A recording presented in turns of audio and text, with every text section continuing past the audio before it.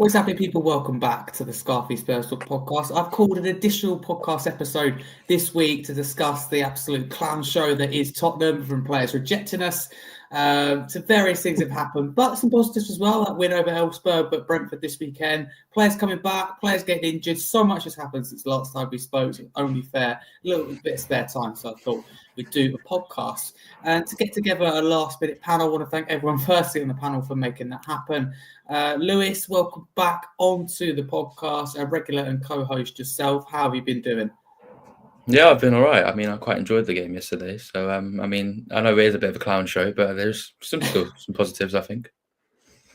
Always some positives, but with Spurs is never perfect. Even a 3-0 win, there's always negatives about it, which we will get into. Draxler being injured would be one of them.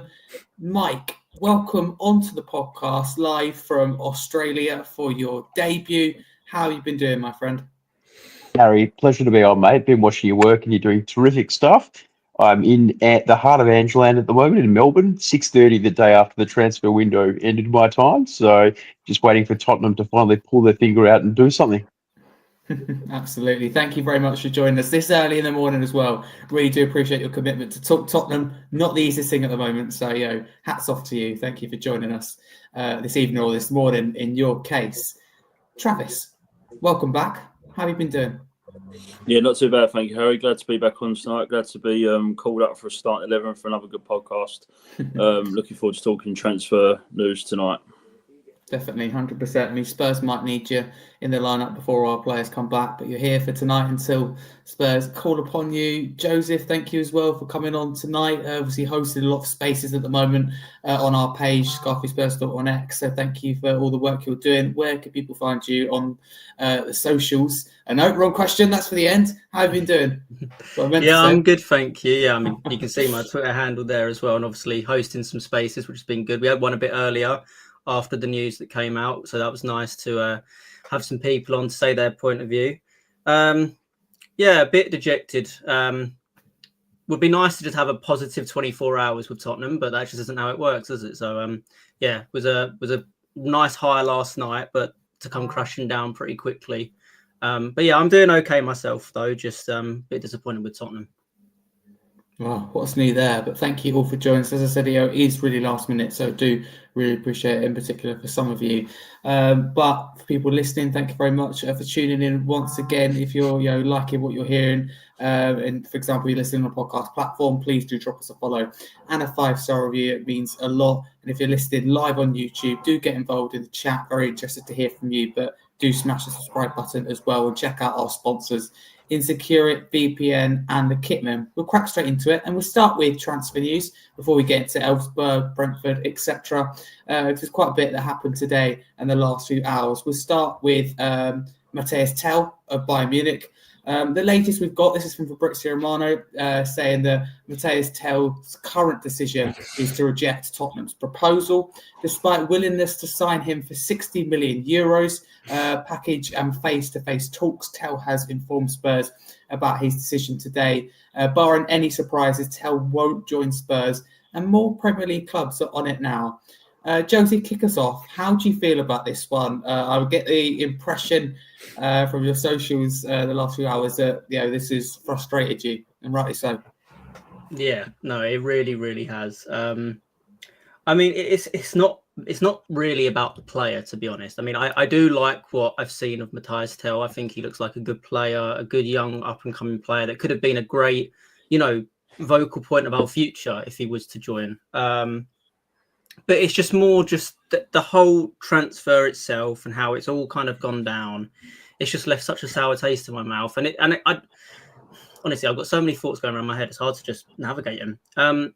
First of all, it shows the desperation of Tottenham to just go and put in a bid of 60 million for a player that just seemingly asked for a transfer the day before. It felt like kind of an opportunistic, kind of punt, rather than any kind of proactive transfer kind of talk or anything like that. It wasn't planned, and that's what it feels like with Tottenham transfer windows. They're never planned. So really disappointed in that sense. Also, the fact that we didn't agree any kind of personal terms before agreeing a deal, I don't understand that. It doesn't really make any sense. Like, why would you ever be putting in bids for players without having personal terms agreed already. It just seems a bit backwards to me. You'd want to make sure the player's ready to join before you end up agreeing a fee. So again, another just clueless thing from Tottenham's hierarchy. And to top it all off, Levy has to go there to try and get the deal done. Not the people below him that he's employed to get the transfers in, him himself to try and get the deal done. And he gets told straight to his face that he doesn't want to join Tottenham. And that really just shows, it's a real indictment into what Tottenham are.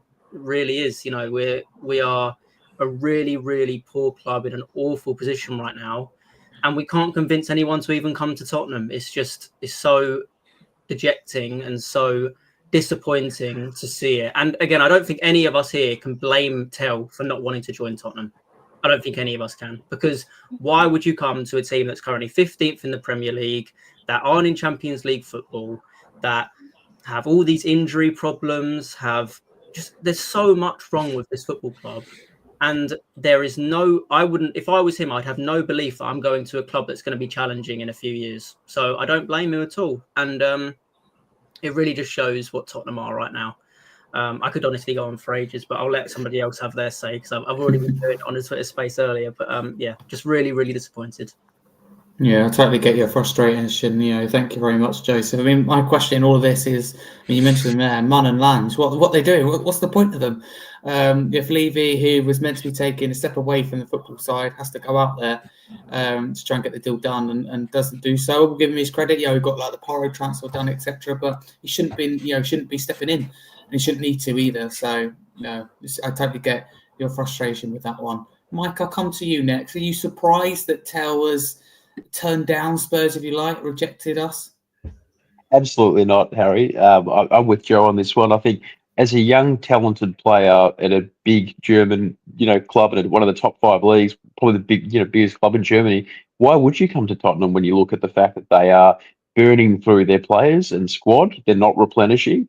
I don't think you could be a responsible player, agent, or manager and make any sound recommendation to join a club that goes into a 4 competition season, Europe, multiple cups, with the smallest squad, I believe, in Europe, and one of the lowest wage bills compared to wealth, the 8th wealthiest club in the world at the current state.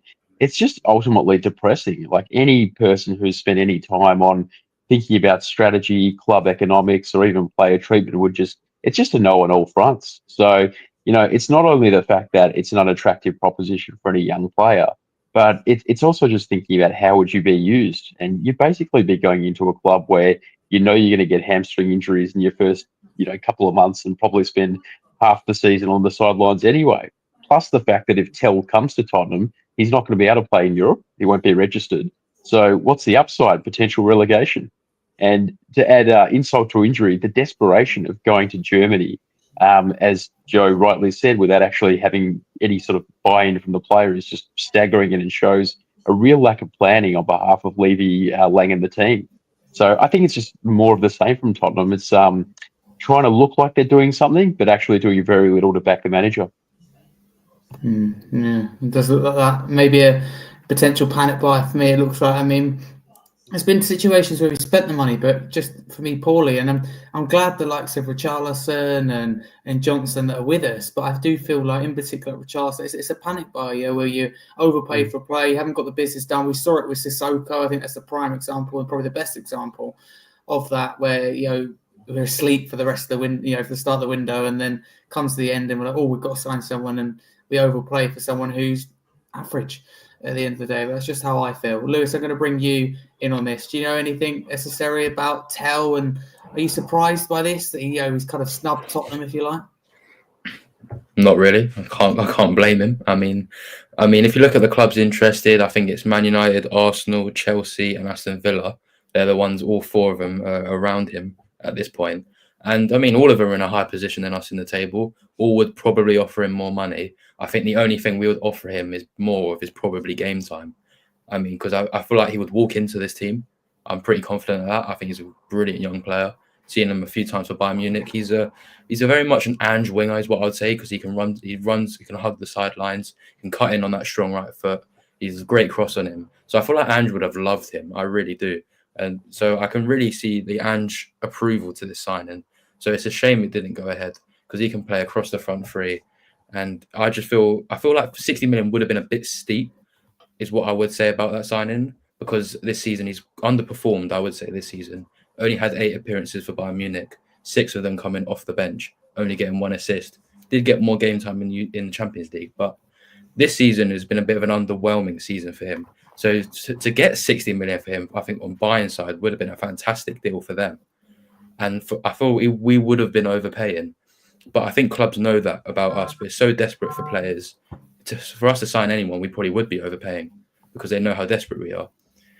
So I feel like all around, for us, it is disappointing. I feel like I would love to have him. I feel like it'd be brilliant. I feel like I can't blame him for not coming, because if you go to a club like Aston Villa, it's more enticing to go to Aston Villa right now. Chelsea's probably a lot more enticing. I mean, they might be in the Conference League, but they're pushing around European places. We're so far off European places that our only hope of getting a European place at this point is winning the FA Cup, Carabao Cup, or the Europa League. Will we do that? Probably not. We could, but I mean, I can't really see that happening. So all other clubs interested are obviously pushing for European football or have it. So it makes sense for him to kind of say no. But I feel like he would have got more game time if he came to us. But that's about it, as much as we could probably offer. And so I don't blame him. No, I'm with you on that. I find it sad more than anything that we got ourselves in these situations. I think purely self-inflicted from above, but just really, really frustrating. Travis, I come to you because Lewis, mentions it there. He's still, heavily linked with Aston Villa, very, in the race to sign him. Does that show the, difference in trajectories of the clubs like Spurs and Villa? Villa on the incline, Spurs on, declining. Does that speak volumes, do you think? Yeah, massively. The ambition is it's merely mirrored. The ambition that Villa got to what Tottenham have got at the moment. And I don't know too much about that Matthias Tell. I watched a few videos on YouTube of him earlier when I first see the news come through on Sky Sports that we've agreed 50 million for him. And he does look good. He's a young player. But I think Daniel Levy, being the arrogant man that he is, he's thrown out to Germany. Look, I've got 60 million here. We want Matthias Tell. Matthias Tell was turned around and said, "Sorry, mate, don't really fancy it." And you can't blame these players. We're in a relegation battle. And I'm quite, as much as I'd like to have Matthias Tell at Tottenham, coming from Bayern Munich, I'm completely with him why he would say no to Daniel Levy. Maybe that might give him a bit of a kick up the backside to actually realise what he's actually doing to our club.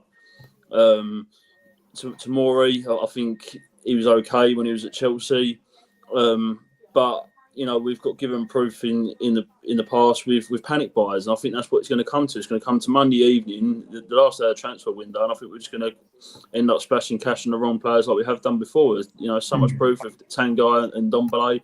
I was absolutely buzzing when he come to Spurs, and obviously he flopped. So yeah, I've not got a lot of positive, good hopes for what's actually going to happen in this transfer window. I think Joesph and Mike and Lewis absolutely hit the nail on the head with the transfer scenario, because I can't see anything happening. I think we're just going to end up with Kingsley, and I think Kingsley's fantastic. I really, really do. I'm gutted.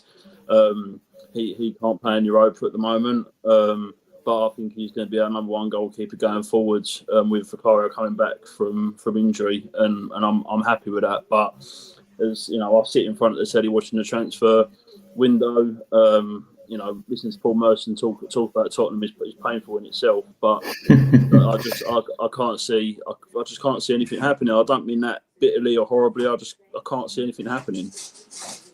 No, I'm with you. What's more painful, Travis? Listening to Paul Merson there, or watching Spurs' transfer window unfold with no business done? Paul Merson, absolutely. The guy pains me. I can't say anything, but I don't like the man. Why would you ask Paul Merson to talk about Tottenham? It's as bad as Sol Campbell going from Spurs to Arsenal. Let's be honest. Do you know what I mean? It's just anyway. No, fair enough. That's fine. It's a general consensus among Spurs fans. Travis, you kicked us off though with a conversation about Tomori, so appreciate it because that's the next talking point. And we'll come back to you, Mike. Just going to read out some updates first, and we'll come to you. Gianluca Di Maurizo of Sky Sport has said that Tottenham are advancing in talks with AC Milan for Tomori. Tottenham close to Tomori offer of 30 million euros for the defender. That's from Sky Sport, and also from Fabrizio Romano, the latest update just before recording. He said Tottenham and AC Milan are in negotiations for Faygo Tomori, among 3 options for Spurs at centre-back, as clubs are still discussing formula and fee. Negotiations also ongoing with Tomori on personal terms. Spurs want to add 1 more defender to Postecoglou's squad. Mike, what do you make of this? Do you think it's right to bring in the centre-back? Why hasn't it happened earlier as well? Yeah, it's got to happen. I mean, it happens late in every window. And I think that, just reflecting on some of the comments earlier, I think with the Tell opportunity, that they tend to pay overs for these really young players, because I think that's part of Ange's long-term vision for the club and the club sort of rebuild.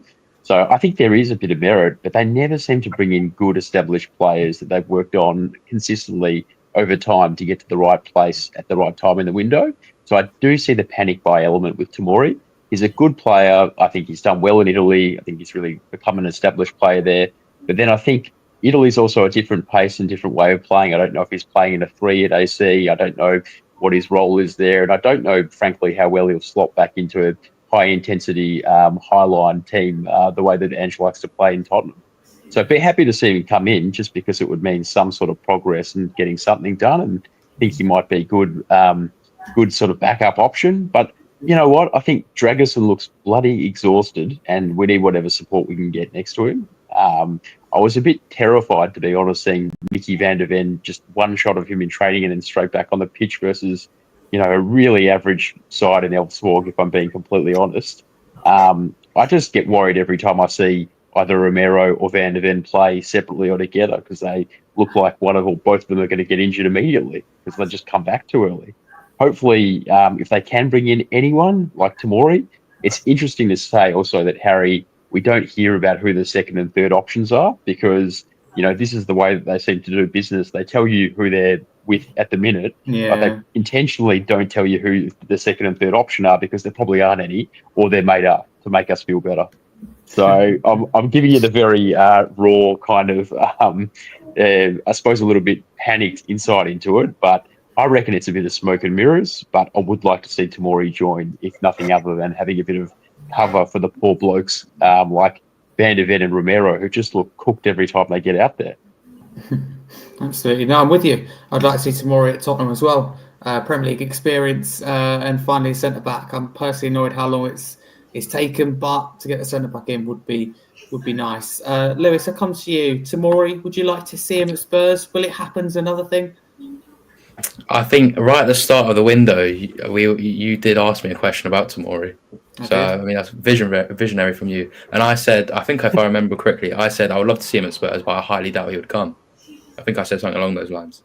Yeah. And to be honest, I think I'm still in that place, because, if you look at it this season for Tomori, he hasn't featured a lot for AC Milan. He's come on here and there, played a few games, but he hasn't consistently found a place in that starting 11, which maybe for him is a bit concerning. I don't know, but this is probably a good opportunity for him to get out of AC Milan if he wants to be out of AC Milan. And I feel like he would do well at Spurs. I'm happy with dipping into the Serie A, because I feel like in the last few years we've really utilised the Serie A very well. Players like Bentancur, Vicario, Udogie, Kulusevski, the list will go on. We have really utilised the Serie A very well the last few years, and I'm happy to dip into that league. If we go to a foreign league, the Serie A would be the top of my list to dip into. So I'm all right with that. And Tomori, he's English as well, homegrown, another bonus there. I think that helps for registration of Europe. I think, although, he's 28, oh no, he's not 20, he's 27, is a bit older than the Ange profile of the signing. Ange, obviously, as we know, as Mike said, he likes to go for the young youth players. Someone like Matthias Tell was a lot younger. But, at this point, I feel like we need experience at the back. Although I feel like if I was to sign a defender, I might not go for a right-footed centre-back, just because I feel like the left-back position to me is a bit more raw and a bit more, we need someone there. Because when a Destiny Udogie is injured like he is now, we haven't really got a left-back. Ben Davies can play there, but obviously he's more shift into a centre-back under Ange. Mickey van der Ven can play there. Again, more of a centre-back under Ange. We can play Jed Spence there, but he's more of a right-back. And Archie Gray can play there. But again, he's more of a midfielder, or he's more everything at this point. But, I mean, I feel like, to me, I would prioritise a left-back or maybe a left-footed centre-back who could play on the left over a right-footed centre-back. But that's me. I mean, I'll still take the signing because I feel that we do need just squad. We just need numbers in the squad. I don't really care. To be honest, I don't really care who we sign. I just want numbers. I mean, I've said that many times. I just want numbers in the squad because I mean, because we're running on empty really now. We're playing the youngsters. We're getting away with it. I mean, we got away with it yesterday. We'll come on to that, I'm sure. But I just want numbers. I would take Tomori. He's prem proven. I'm happy with that. 30 million, I think, is a decent signing. Not overpaying. I think that's a good fee. I would 100% take it. But now it's on to personal terms. Will he come? I don't know. I mean, hopefully he will. But I mean, I wouldn't. If he said no, I wouldn't be surprised. Yeah, I think you've hit the nail on the head. If I'm totally honest with you, I think you're absolutely spot on. It's about numbers. I mean, Ange, the gaffer couldn't be clear about that. But yeah, I'm with you. Left back for me would be the priority. But we're not going to complain, are we, about signing a player, signing a defender to boost the numbers? And I think there's a player there. There's a player there for sure. Has had a good career and still got a lot to give. So thank you very much. Joesph, talk to me, Tomori. How are you thinking about this? I know your thoughts on the whole ownership and board at the moment. I agree with a lot of what you're saying, but would this be a positive signing? Not on reflection on them, but for our season to come. Yeah, I don't think it will be a bad signing. One thing that I would mention that came out whilst we've been talking is that apparently Tomori hasn't said yes to any personal terms yet, and that he's apparently going to go and take a couple of hours to basically think about it. So what does that sound like? Sounds like Matthias Tell doing exactly the same thing over the last couple of days and deciding that he doesn't want to join Tottenham. I'm sorry, that isn't good. That isn't what you want to hear. The players are having to deliberate if they want to join Tottenham. It should just be yes. Remember with Vicario saying how he literally would have crawled to Tottenham. He was that desperate to join us. Players don't think like that at the moment at all. And I mirror what Lewis is saying. Like, I don't get why Tomori would want to join. I mean, he's currently back up. He's kind of the rotational option at Milan, and he's playing in the Champions League at points, and they want to keep him for the Milan derby. They want him. They're not. It's not a player that they're desperate to lose, and it's not like he's not playing at all. And I mean, for us, we've got injuries, but Romero and Van der Ven are coming back. Van der Ven's already back and hopefully stays fit. And the same with Romero. Once them two are back, Tomori's not starting for Tottenham. So he's just going to be sitting on the bench again. And I know he'll probably hopefully get a bit more minutes than he would get at Milan right now. But still, it doesn't really make that much sense to me as to why he would agree to join Tottenham to be a backup here when he's already a backup at Milan, who are going to be challenging, and they're in the Champions League. It just doesn't make much sense to me. So I wouldn't say no to the signing. I like the player. I think he suits the system in a sense. I don't think he's great on the ball, but his recovery speed is pretty impressive. So I don't know. I think there's positives there, but I really don't think he'll say yes. I really think I think it's going to be another no. And I don't blame him. But again, it just shows this is what Tottenham are right now. This is where we are.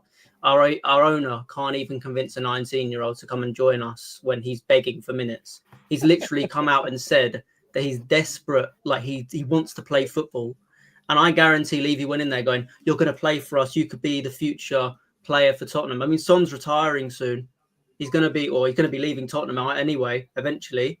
That position is up for grabs, and he's basically gone, you can be that guy probably to tell, and he's still gone no. He still said no.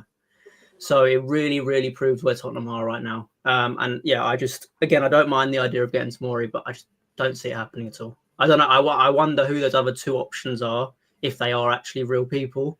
I wonder who they are, because I think they're going to be the ones we have to look at. Yeah, 100%. I think, another thing is, you definitely mentioned, you're right to mention there about in terms of it becoming unattractive or not. But for me, a question is here, Tomori's place in the team when everyone's fit. Does he find himself in the team? Does he find himself on the bench? So I don't see it happening, but it's one that makes sense. And I think you've all kind of said that. But again, it's just. Sorry, one last thing. It's just embarrassing, isn't it? It's just embarrassing to be this kind of team where you're trying to make these transfers and you're desperate for signing, so desperate that your owner of the football club has gone out to have a direct talk with a player, and that player has said no, and another player, again, I think Tomori will say no. Why does he have to deliberate? If he has to deliberate, it obviously is not the good enough move for him. It obviously isn't the right move. If you're saying I need to go away and have a think about this, that's all it is there straight away. That shouldn't be the case with any player we sign. They should be like, yes, 100% I want to go to Tottenham. But you don't. The players don't. And that's the position we're in. And it's just embarrassing to be sitting here like that. And, I feel embarrassed as a Spurs fan to be almost agreeing with these players and sitting there going, yeah, you shouldn't come to Tottenham. That feels awful as a fan. And that's what Levy's created here. That is exactly what Levy... Yeah, exactly. He has done it himself. And I completely agree with you, Andrew. This is what Levy has done to our club. And this is the club that we support right now. It's just shocking. Yeah, Andrew said in the YouTube chat, regular in the chat, it said, but Levy has done this himself. But he does say, come on, you Spurs, let's stay together. Travis, Tomori, you touched on him, but would you like to see it happen? I'm not fussed, to be fair. I've just been reading, look, as Joesph just said, if a player wants to come to Tottenham, they will 100% want to come to Tottenham, not go away, go to bed, sleep on it for a couple of hours and wake up and think, I'm going to join Tottenham Hotspur. No, it's not how it works. And that's the most frustrating thing, because we do need another centre-back, as David Clark said, Romero could be out for months due to his injury. So that's the concerning thing. I've not seen. I know Tomori played for Chelsea, but I've not seen too much of him really. But I'm just getting to the point now that what will be will be. And if we don't get Tomori, then who do we go for next? And I think we'll leave it till lastminute.com. And I honestly think we're going to start panic buying. I don't think Kinksy was a panic buy. I think he was a genuine buy, because obviously Vicario's out at the moment. But yeah, compared to where we were many years ago with the squad depth, the quality of the players, and I think David Clark touched on it earlier. He's supported Spurs since the '60s, same as my dad. Watching the likes of Jimmy Greaves, Ozzy Ardiles, Waddle and Hoddle, top quality players, and that has unfortunately faded out in the club, and we're just in such a hard time at the moment. We are, if we don't play our cards right, going to be in a serious relegation battle. But yeah, I think they're going to leave it. From what I'm listening now, I think it'll probably be left till Monday to get someone in. I'd love to get Tomori in. I really would. There's obviously a reason why Postecoglou has wanted him. But we need more than just a defender at the moment with our squad depth. 100%. The last thing I'd like to mention just on transfers, because I don't know if we'll carry on talking or if we'll move on, but I wanted to say this. When was the last time that Tottenham really asserted themselves in any kind of market in terms of buying an established quality player? Rafael van der Vaart, Joesph. That's how long ago? Would be mine, yeah. And that's the thing. And even then, you could even question, where did he come from? Where did he come from? Or Moussa Dembele. We've never ever replaced Moussa Dembele. He was an absolute monster in that midfield. He come from Fulham. Yeah. But this is the point I wanted to come on to, actually, in terms of these transfers. Our biggest transfers, Richarlison was from Everton, a struggling Everton side. Solanke was from Bournemouth, another team that, they're not an established high-quality team. They're decent. No one's saying Bournemouth are terrible, but they're not great. Nottingham Forest, when we signed Brennan Johnson, it's Nottingham Forest. These aren't like crazy teams. They aren't teams that we're trying to challenge. All these players that we've spent big money on, they're all coming from teams that are supposed to be lower than us, and it's like we're going for an opportunity. If Tottenham want to challenge like a big club, you go and sign the quality players. It's almost like they should be taking a sidestep. They should be going, I'm going from an established Europa, like Nico Williams, for example. I don't think any of us are sitting here thinking we will get Nico Williams at all. I don't think any of us think that's going to happen. It's always a possibility. But the point is, that should be the players we are linked with, the players Well, we that sold are. the dream, didn't we, Joseph, with the new stadium. That's what the money will bring in for. And I like what we do with our academy, and we get onto it. But last night proved that the future is bright with young players. I think also we recruit young players well. We need that experience as well, those world-class players. We currently, for me, have no world-class players at Spurs. If you think we do, we certainly don't have enough or many at all. That's the problem. And we've got to start going, which of these Spurs players will get into other top 6 teams? And Yeah, I just think we spend really big money on players that are good for lower teams, which isn't how a big club acts. You look at I used the example earlier was Casemiro when he left Real Madrid for Manchester United. I know it was a big fee. Casemiro maybe was getting towards the latter stage of his career, but when he first joined Manchester United, he was a great player. And he came in and was an established quality player that was really good for Manchester United. When have we ever done that? When have we ever gone and bought a player where they're at their top, they're at their peak, and we've gone and taken them from another top team? We don't do it. And this is the thing. I mentioned it on the space again. We pay the highest amount of money for season tickets in Europe, yet we are given subpar football. We should be getting, if we're going to pay the same amount as Real Madrid, we should be getting the same quality as it. It's just a complete joke that this is the state that Tottenham are in, and it's all because of one man. And it's never going to change until he leaves.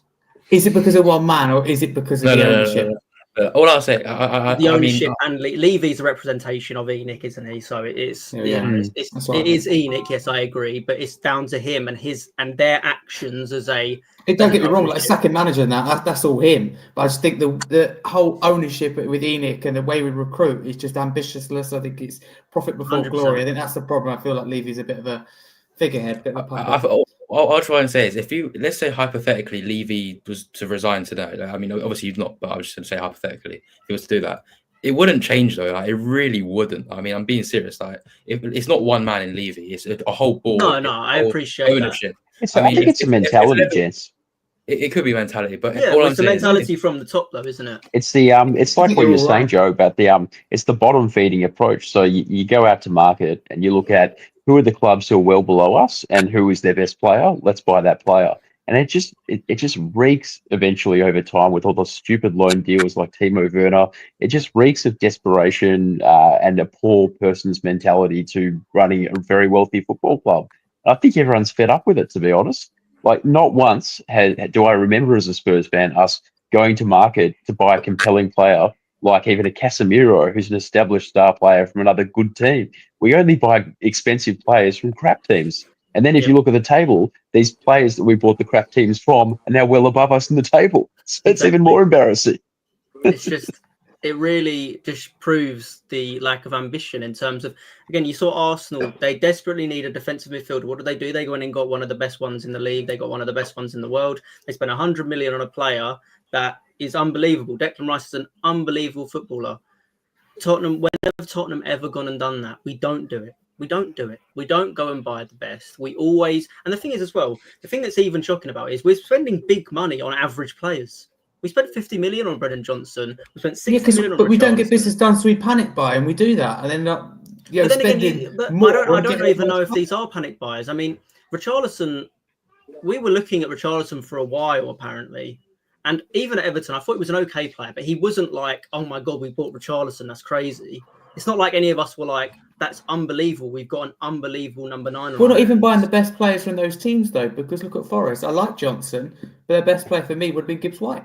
Surely. Yeah, this is what I mean. So it's I think it's not just panic buy, it's also just really poor recruitment. I mean, again, they've proven how poor they are as a recruitment team. This whole been really good. This time's been really bad, but I just feel like the times where we needed that investment, needed that little bit of push, whether it be the year of the Champions League final, the year after to rebuild, or right now when we're really either struggling or so close to getting over the line, it's just not there. I think we've recruited well. A lot of it, I think, is credit with Paratici, like with Ben Scott, Kulusevski, that was great recruitment, bringing in the likes of Maddison, whoever it may be, little things that we do really well. I know he wasn't used, but bringing Gareth Bale back. There's good bits of recruitment here, there, and everywhere, even like with Kinski. For me, it makes sense.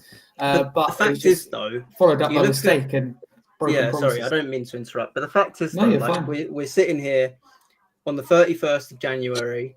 We're almost about to go into February, and we knew that we needed 2 or 3 outfield players in December. Probably in November, we knew that. and we're now at the end of the window and nothing has happened. We don't know everything they've tried to do in behind the scenes, but I'm sorry, as your job is to find players to bring to this football club and you haven't done it, that is shocking. Johan Lange hasn't proved anything to me that he's a good director of football. All he's done is brought in a couple of kids. And yes, I appreciate those kids look good and that's great. But when you're Tottenham and you're trying to challenge, that isn't enough. You've got to be able to act in the market and make good decisions and bring in players that are going to help the club now. And he hasn't done that at all. The Kinski one was something that was going to happen in the summer. They just brought it ahead because Vicario was injured and they were like, crap, we need another backup keeper. It's just awful. Honestly, I'm just so done. Then I just heard something. Someone put a stat up the other day of players that managers wanted, and I think one of them was either Conte or Postecoglou, and I was saying how we got Brennan Johnson, but we wanted Pedro Neto. Pedro Neto was the more expensive option. He went to Chelsea. Mm-hmm. You know, and this is the problem. We've had so many managers that want the players that they want. Daniel Levy steps in with his arrogance. Now we're getting him instead. You know, like it or lump it. You know, and that is the attitude of our owners, unfortunately. It fits this wage structure, doesn't it? The wage structure. I mean, I bet one of the reasons why Matthias Tell hasn't joined is because we were offering him less than any other club will. Aston Villa will give him more money. Chelsea, Manchester United, they will give him more money, and he'll be more willing to join them. Villa. What's the value proposition, gents? Like, what do you actually say to players who want to join the club with that wage structure? Exactly. You're like 15th in the table. Why would you come to the club? You can't just rock up, and this is what Levy would probably do: is say, "We've got the best stadium, we've got the best training facilities. You can stay at the lodge. You're going to love it." And someone like Tell, is it Bayern Munich? They don't give a crap about that. No. It's ridiculous. It's just embarrassing. I'd really love to be a fly on the wall in that meeting that Levy had with Tell, because what I would have loved to know what he tried to do to convince him, because I don't know what it is. Well, I've got a last little thing on Tell from Florian Plattenberg via the Sky. He said Tell turned down Tottenham today because he was not convinced by the project whatsoever, regardless of the Spurs offer. So there we go, Lewis. For you, does that speak volumes of the direction the club are taking? Do the board deserve this? Yeah, I mean the board do probably deserve it.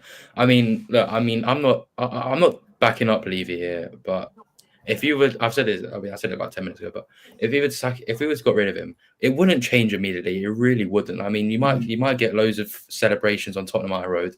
You might get loads of like pyro out and everything, but I promise you, it wouldn't really change that much, if not at all. And I'll tell you what would happen actually is that financially, how the club will be run would actually get worse, is what I would say about that. Look, I'm not backing him up here. As a football perspective, us all here know more about him than football. I'm telling you that for a fact because we all do, and we're sitting here talking about him. But what he knows about business is tens to the millions of what we know about business, because it's true.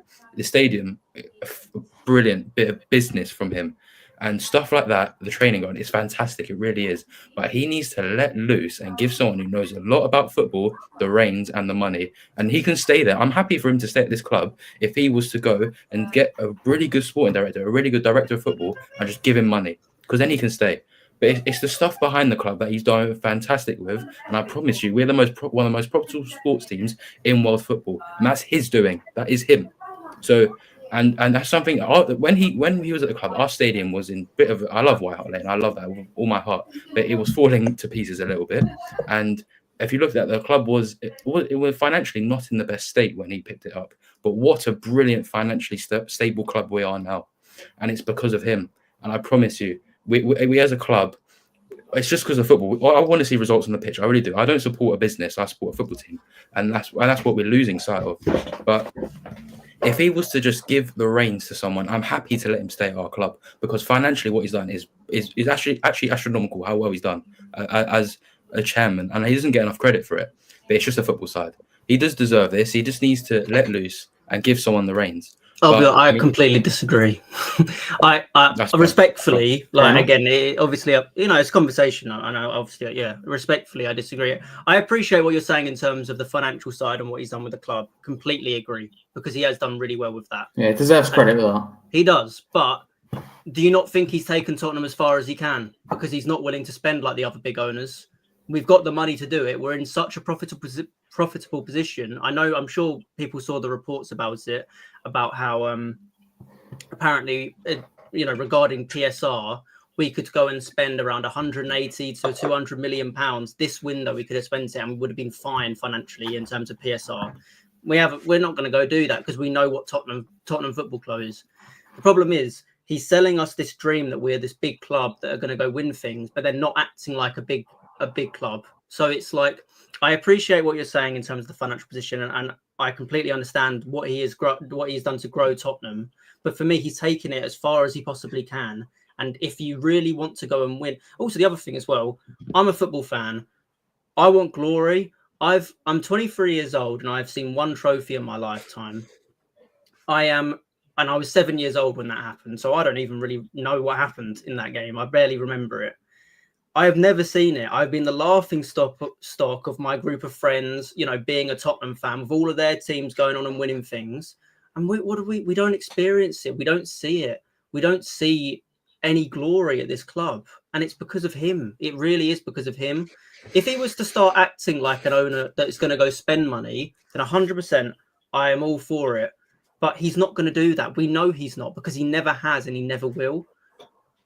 So yeah, that's just my point of view. Sorry for going on about it too long. I'm just very passionate about it, and I think you've both made a really good point there. I mean, I could go on forever and agree to disagree, but we could go on, as far as season ticket prices and stuff like that. The money that people pay out for season tickets to go and watch is absolute tripe at the moment. The list is endless. I'm not Levy's biggest fan. I'm really not. I just wanted to say that I know that if Levy was to just hypothetically resign or go, I feel like financially at the club we would diminish a little bit. I mean, because you look at Newcastle, when they came in, the Saudis came in, or the owners came in, they got a lot of money, but then they had to sell some of their players like Elliot Anderson because to make up for PSR. That's something that would happen to us, and I don't really want to be in the position where the club, although we have a fantastic stadium, is that we're trying to bend over PSR rules. We spend too much. We're trying to recruit. It's like, no, it doesn't. But Gents, I got to jump off. Can I just make a quick point? Because I think there's so many of you are absolutely spot on what you're saying. I actually agree that Levy has got the club to a place where, in the absence of overseas big money states funding us directly, we're ready. We've been ready for the PSR era. That's a tick. But having got us to that really strong position, whether we're 8th richest club in the world, we're not matching it or running it like a football club. It's being run purely like a business. So at that point, you've got to say, are you taking us forward as a responsible financial manager of a football club, not just a big business that's building cinemas, townhouses, stadiums, getting Beyonce in? Absolutely not. Not taking us forward where we want to go. Yeah, completely. It's not, but at this point, football isn't really it is a business now. That's what football is now at this point, and that's why. Yeah. And I mean, I am a Spurs fan. I want to see success on the pitch. I really, really do. But I mean, I'm happy for him to stay at this club. I really am. If he was to let the reins to someone, but he probably isn't going to do that. I mean, I do know this club. I mean, he probably wouldn't. But I just wanted to see because the business side of football is getting more and more and more important now than it would have been 10, 20, 30 years ago. And that's important. That's just an important side to it. And that's why I think that, I mean, although success on the pitch is very low, I've never seen my club win a trophy. And I'm not very happy about that. Nor me. But I mean, it's just that the time he's been here, although success on the pitch has been very, very, very, very, if not minimal, it's only one trophy, that what he has done is he deserves a bit of credit for what he's done, is what I'd say. That's as much as I'm not his biggest fan. I'm really not. No, absolutely. Mike, thank you very much for coming on. I'm aware you have to jump now, so thank you. Very early in the morning for you. Where can people find you on the socials? Thanks so much, Jen. It's been a pleasure joining you, Harry and lads, and lovely chatting Tottenham. You can just find me, Mike Dav 84, MIKEDAV 84 on Twitter. And yeah, be happy to come back anytime if you'll have me. So thanks again, gents. Absolutely. Solid debut. Welcome back anytime. Enjoy the rest of your day. Thank you. See you all. Have a good one. And you. Thank you very much. Cheers, Mike. Let's move on now to Elfsborg. Because I'm still wary we've got to move on to Brentford as well. Travis, to kick it off with you. Line up for people who didn't see it. It was Austin, Porro, Van der Ven, Gray, Davis, Bergevall, Bentancur, Sarr, Moore, Richarlison, and Son. That was the team. So Van der Ven was back in that lineup, Travis. What were your reaction, to seeing him? Were you one of those fans like, oh no, I hope he doesn't get injured, or you're really delighted to see him back? How are you feeling when you saw the team sheet? Do you know what, Harry? I didn't actually see the first half. Not out of choice. I didn't get a chance to see the first half. Sorry, it was a snooze fest. Don't worry about it. What's that, Joesph? Sorry. It was a snooze fest, so don't worry about it. Yeah, I'm sure it was. But yeah, I saw the second half. Yeah, and it was great to see great to see Danny Scarfe come on. I've always wanted to see him, get some minutes. Obviously, he's been on loan quite a bit at Portsmouth and Oxford United. And the two other young guys, I thought they were absolutely phenomenal when they come on. You've only got to look at the team, and I think the first team players are making it really hard. Making it really hard work to score a goal, and then them three come on and obviously scored the goals that they did. So yeah, fantastic to see. But I think that's where we're going to fall over, because they've got to go each, and I think that's going to put a big barrier in the way of the transfers. Obviously, I won't talk about transfers anymore. We've just had that discussion, but yeah. We've only got so much to go by at the moment with a starting 11. James Maddison's out again because he's obviously sore. I don't know how long he's actually out for. Is it 3 weeks? I think 2-3 weeks. I think was originally. Yeah, exactly. So yeah, I think the young lads that come on the other night have earned their worth to start the next couple of games. Obviously, we've got Brentford on Sunday. I think Mikey Moore is just an absolute sublime talent in himself, and I think he's going to do really, really well. I think. It's a big statement to make, but obviously Harry Kane started somewhere once, and I think Mikey Moore is gonna really surprise some people with his quality.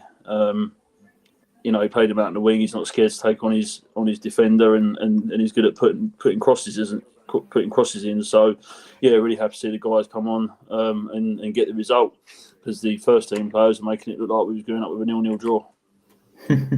Yeah, I think that's fair to say. Joesph, are you happy with the team? Any surprises in there? Van der Ven, obviously we heard, about he could be in the squad. Were you surprised to see him start? That risk to be taken maybe? Was that the right game, do you think, to introduce him? Sometimes it's better to start, a player like that situation, play 45 minutes like he did, rather than introduce him from the bench and have to get used to the speed of the game, do you reckon? Yeah, no, I was very happy to see him in the team, because I was a little bit nervous. I was thinking, oh, were they rushing him back again? But no, he had it was clear to see how much better he is than any of our other centre-backs. As much as I've appreciate how good Archie Gray's been as well, Van der Ven's just another level. He looks so comfortable out there. He made, I don't know exact stats, but the tackles he was making, everything he was doing in that first half was unbelievable. So I was so impressed with him. The rest of the team, I was quite happy to see. I was happy to see Mikey Moore starting. I didn't think it was his best game, to be honest. I think he tried at the start and he was doing well, but throughout the game, he seemed to be struggling a little bit to get anything going. Obviously, the goal at the end was great, and I was really, really happy for him because he deserved it from how much he tried. But yeah, it wasn't his best game, but again, it was his first goal. That's all that matters, and we won the game, which is what the most important thing is. But yeah, the team selection was about what I expected, and yeah, I was happy with who was playing. Lewis, you feel the same? Yeah, at this point, the team practically picks itself. There's not too many options to choose from. Players coming back from injury, a lot from injury, got a lot of managing minutes. I feel like Son was fantastic yesterday. I feel like he deserves a lot of praise. 100%. I know it's only, we can say it's only Elfsborg, but I'm just happy to see Son playing how he can play. I was a little bit at half time. I was like, oh, why are you taking off Son? I know it was for managing minutes purposes, but he was very bright. He had that right back looking very scared. He probably couldn't sleep last night. He had probably nightmares about that. I think both wingers, Mikey Moore was bright. He was taking on his man. He was looking to try and create. I think that as a team we played quite well. We just struggled to create a killer pass in the first half. That was what our problem was. We dominated the ball. We really struggled, didn't we? We couldn't seem to break them down at all. They knew what they wanted. They just wanted to try and get a point, maybe get us on the counter. And they played really slow, I thought. Yeah, we did play very slow. They just sat back really deep. They had everyone behind the ball. They had 5 at the back. One thing I think is a thing to point out, and it's something that Ange needs to try and correct. Maybe we won't be coming up against that much of a low block again, but I noticed that Son and Mikey Moore were getting down the line and trying to put the ball into the box. And they had 3 centre-backs basically just watching Richarlison. He was the only one trying to win the ball when those crosses were coming in. And obviously, against 3 centre-backs, you're not going to do that when you're one player. So you needed either a centre midfielder to be coming in and getting into the box as well to create a bit more chaos, or you needed the other winger to be coming in at the back post, and neither of them were doing that. Anytime the ball was getting into the box, Son wasn't there at the back post and Mikey Moore wasn't there at the back post. So I just think it's something that they need to look at, because in that first half, we did not really look like scoring. There was a chance by Mikey Moore that was a good save, to be fair, but we really, really struggled to break them down. And yeah, it took the youngsters coming on to make that impact. I mean, I know we'll come on to it, but that Ajayi goal just screamed a player that was wanting to grab hold of the game and get something from it. He ran at the players, and we weren't seeing enough of that from everyone. A lot of passing it sideways and backwards, which was, it was poor first half in that sense. Yeah, it was. Joesph, to stay with you, 66th minutes, so moving on to the second half, Dragusin came off injured. I mean, it was never going to be a perfect night, was it? No, it wasn't. It's a shame. You saw it straight away, and you knew he was going to have to come off as soon as he was holding his knee. Like, it wasn't really the kick; it was more the landing back on the pitch when he placed his foot back down. So I mean, he's probably going to be out for a while, because that did not look like a nice one if he was going to feel it from a non-contact really injury. I guess.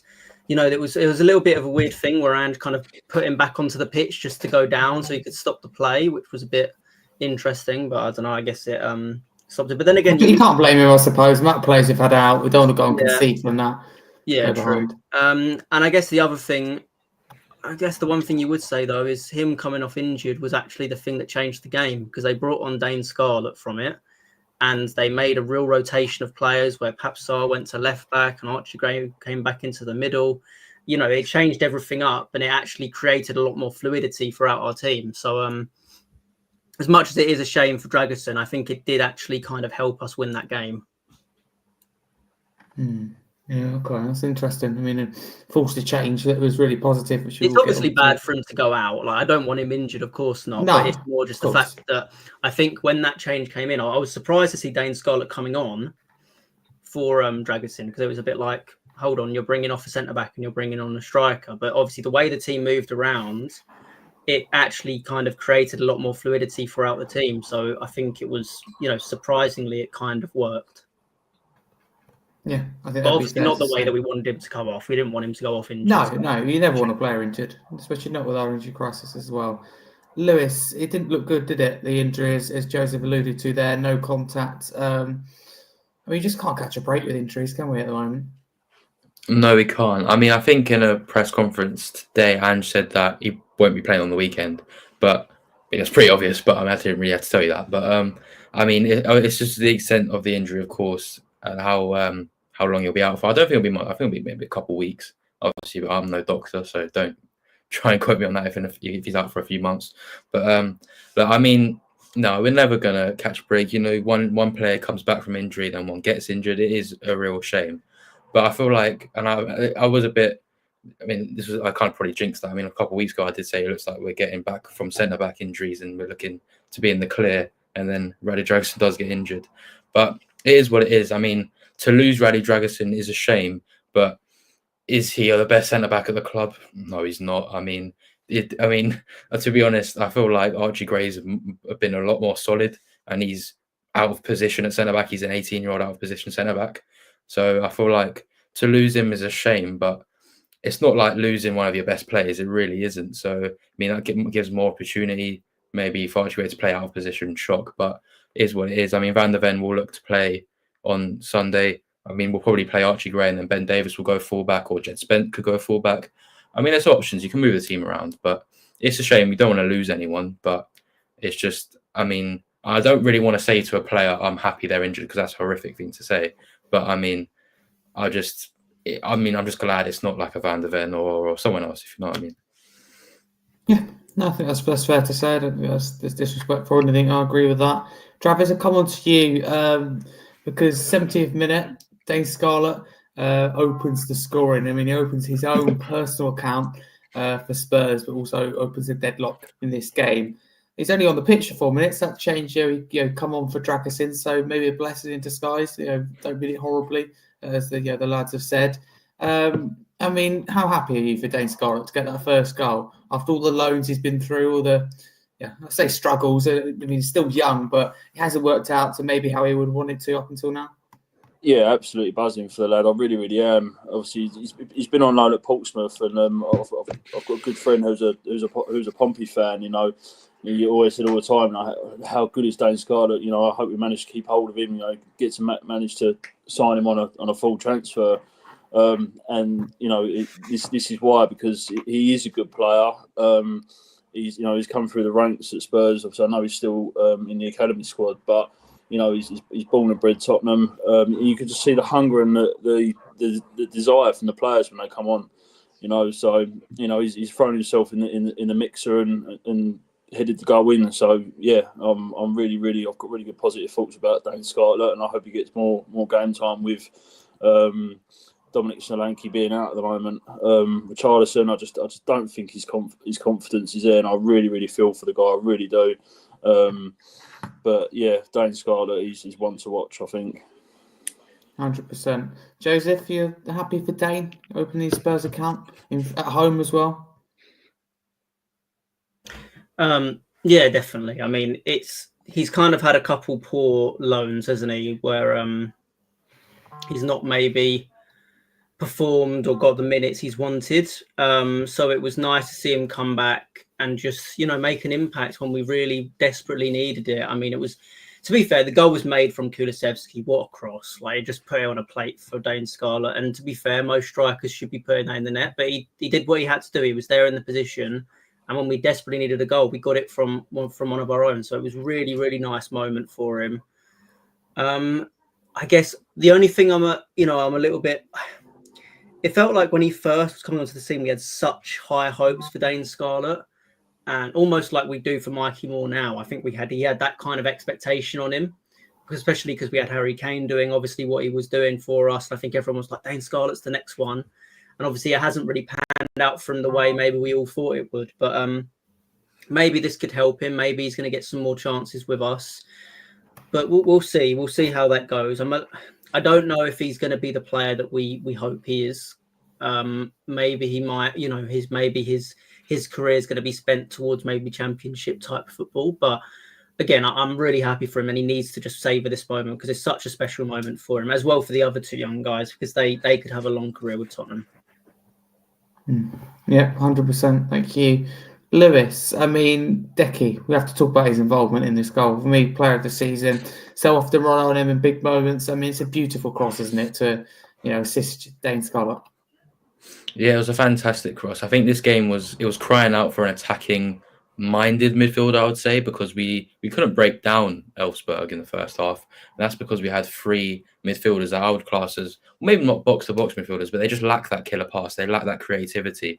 And that's what we needed, the Kulusevski and Maddison type player in the midfield to get it. I mean, initially Kulusevski was pride on the wing, but obviously with the injury, he was moved back into midfield. So, I mean, gave him the opportunity to create something, and that's exactly what he did. It was pinpoint, precision, fantastic cross for Dane Scarlett. And yeah, Dane Scarlett deserves the credit, but Kulusevski deserves even more for that cross. It's exactly what we needed that game. Just a player of Kulusevski's quality to unlock the defence, and that's what happened. And I think from then, floodgates opened. You could sense it. I mean, Elfsborg needed, I think, a point or goal or results to go their way to secure playoff qualification, and they didn't get a point, and results didn't go their way. So unfortunately, they were unable to qualify through playoffs. But I mean, from that point, floodgates would open, and we would be able to carve through them a little bit more easily as they'd start to play out and not replay that low block. But yeah, Kulusevski had a great impact. Yeah, he certainly did. Moving on to the next moment in the game, 84th minute, where we made it 2-0 with Ajay, who scored on his debut after being on the pitch less than 3 minutes. Lewis, firstly, coming back to you, I mean, Dane Scarlett, again, it's a lovely layoff from him, isn't it? Firstly, to set up Ajay, which is a great moment for him as well. Yeah, it was brilliant. 1-2 from Hotspur away there was fantastic. I mean, this is a brilliant moment, I think, for the club just as a whole to have two academy lads setting each other up for a goal, and it was a brilliant finish from Ajayi as well. I mean, coming in on his left, and yeah, it was a fantastic finish. Keeper couldn't do much about it, and it was brilliant to see it. I mean, that's only a few minutes into his professional debut for Spurs, and he's netted a brilliant goal. It was fantastic to see. I mean, just in general, the youth getting all three goals was quite magical, really. I mean, sending us through. I mean, it's a bit of a shame that, I mean, I don't know if Dane Scarlett will be going out on loan again to the Championship. It wouldn't surprise me if that happened. I think it probably will happen. And maybe I don't see Ajayi getting any more minutes really for Spurs as a whole this season. And Mikey Moore would probably still get some minutes here and there, but there won't be mind-blowing amounts. I mean, as players come back from injury. So it's a shame that if we were to go really deep into Europa League, none of them three would really see many minutes in it, if not any, coming in. But I mean, they massively played their part. And I mean, they're the reason why we qualified so high in the league phase. I mean, we were looking at 7th at one point, and then three goals put us up to 4th. So I mean, they helped us there as well. So massive, brilliant as a club in general, and all three of them are fantastic. Yeah, 100%. Good night for the youngsters indeed. Travis Ajayi does brilliantly, doesn't he? You know, with that energy to get there, pass, that run, really nice, and a really cool, calm, composed finish. Yeah, this is what I'm saying. The hunger and the desire from the three players that come on. I thought they completely changed that game the minute they all come on. They really put some motivation, energy, and just a positive structure into the team, which I think is what we really need at the moment. Obviously, given with the players missing, calm, composed. He's how old is Ajayi? Is he 17, 18? Yeah, I think so. Yeah, he's very young. I think he might be a little bit older. He might be 19. 19. To have that good head on your shoulders in such a vital game to obviously qualify for the last 16 or whatever it is for the Europa League is massive. And you couldn't ask 19. much There you more. go. He's 19 years old. 19. You can't ask much more from a youngster. So I'm really, really proud of him. I just want to say how good Pedro Porro was as well. Absolutely phenomenal. Yeah, absolutely. Been blasted at times, but played so many games and is still producing consistent performances. A lot better defensively, I know, it's only Elfsborg, but track back and more defensive awareness, I thought, than ever. Third goal of the game, Mikey Moore, 94th minute, so the 4th minute of additional time. Joesph, cherry on top, wasn't it, in terms of the night for the youngsters, but also the win and securing that Champions League, Europa League next stage. Yeah, definitely. I mean, he deserved it for all his trying. Again, maybe it wasn't coming off the way he wanted, but he deserved it. And you could tell, when he got that ball, he was desperate to score. He wasn't going to pass that ball either. You knew, he had that ball on his feet, and you knew all he wanted to do was score. So I was really, really happy for him. I think he's the one that we need to basically be honestly kind of pinning our hopes on, because I think he could be the next face of Tottenham. He's got such talent. You see him with the ball and how he runs with it. He's glued to it. He really looks like he struggles to stay. When he has it, he doesn't. He just looks really, really good on it. And I just think he's the one that we need to focus on in terms of being the next face of Tottenham. The other youngsters, again, I was really happy for them. Ajayi's goal I thought was unbelievable. Actually, I think it was my favourite one because he when he got the ball back from Porro, he just ran with intent. It's like he passed it, made an extra run inside, and half the time we see it players pass it and then just stand still. But he was just no, I'm gonna get something here, and it was a great finish from him. So I was really, really happy for all three of them to get their debut goals. And again, it's what we needed desperately from a game that we really struggled to break them down. A team that was being resilient, again, not great, not quality from them. They weren't, a very impressive outfit, Elfsborg, I didn't think. But in terms of just defensively, they put everybody in behind, in front of the goalkeeper to stop us from scoring. And for those youngsters to come on and make that impact is such an important thing. And, it's not made a big enough deal that was such an important result for us, because we did not need a qualification stage. It was great that we don't have that now, and we can move through into just I don't know if it's the round of 16 or whatever, but it skips that stage, and that again, it's because of those youngsters that we're there. Yeah, 100%. The youngsters done really well. Travis, it ended Spurs 3, Elfsborg 0. We said it already, but that was the night for the youngsters, wasn't it? Proving that the future is bright. Yeah, massively. I'm really, really happy for her, and I'm sure they didn't get a wink of sleep that night. I'm sure they were absolutely buzzing getting back on that Spurs team coach and either going back home or somewhere nearby. Yeah, massive respect for them. Yeah, and I hope we get to see more of them. I think we'll see more of Mikey Moore than the other two. I might be wrong, but Mikey Moore is obviously on the bench a lot more than what Ajayi is, and Scarlett. But it would be nice to see him more on the bench and get a couple more minutes just to see how they do get on in a Premier League match, regardless of who we're against. Just a quick thing that's just come out from David Ornstein. He said that Just seen it on Tell, yeah, go on. He plans to stay at Bayern Munich and reassess in the summer, despite battles to sign him this window. Tottenham reached agreement with Bayern. 90-year-old represents. He expressed that he wants to stay in at Munich and then see about the summer, make him feel a bit better. But then again, considering everything that happens, it wouldn't surprise me if he just goes somewhere else tomorrow. He'll go City. Man City will come in for him, 100%. Well, I don't think we should be going for him again anyway. I don't think we will in the summer, because if he's been happy enough to reject us now, he obviously isn't that desperate to join Tottenham. So, but I hope he stays at Bayern. I mean, I remember him saying in the past about how he, dreams of being the man at Bayern. He wants to be the future of Bayern Munich. So if he really is that, then fair enough, you go be that. But I'd just be disappointed if he goes and joins somebody else. But sorry to bring that up. I just thought it was an interesting point. Hopefully, no, thank you. I don't think it will happen, but I was wondering if we could do a loan till the end of the year. I mean, I know it's not what we need. We need a long-term replacement for Son. I don't think Tottenham fans will accept him now, though. The fact that he's openly rejected I get that. I'd be a bit disappointed if Tottenham went back in for him now, because he's proven that it's not really where he wants to be. You don't want that attitude, do you? Exactly. Like, that's what I mean. When Vicario joined, it was so great to see him say how desperate he was to join Tottenham. It was like, because we all love Tottenham. We want players that love the club. Yeah, exactly. We want players that love the club. And again, this is what I'm saying with Tomori. If he's deliberating and not sure if he wants to join, then to me he shouldn't join, because he obviously doesn't want to be at Tottenham. Maybe Tottenham on really important point. One other thing, maybe Tottenham aren't in a position to do that, though. I mean, with a couple of days left and how desperately we need players, I don't know. It's just, but yeah. Anyway, carry on with the game.